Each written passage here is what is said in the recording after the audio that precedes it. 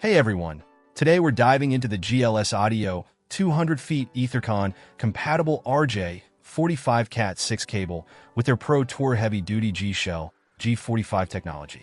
This cable is designed for professional audio and networking applications, boasting solid OFC conductors for optimal signal transfer.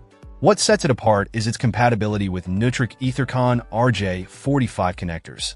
Ensuring a secure fit and reliable performance. One standout feature is the ground lift at one end, which minimizes unwanted noise and hum, a crucial benefit for setups where a common ground isn't supported.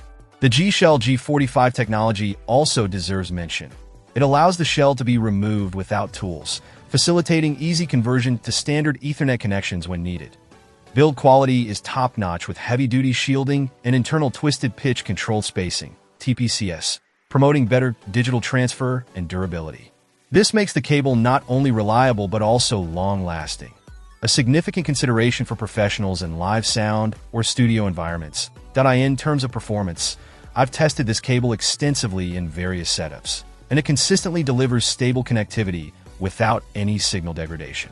Whether you're setting up a stage for a live performance or organizing a complex studio network, the GLS Audio Cat6 cable proves its worth.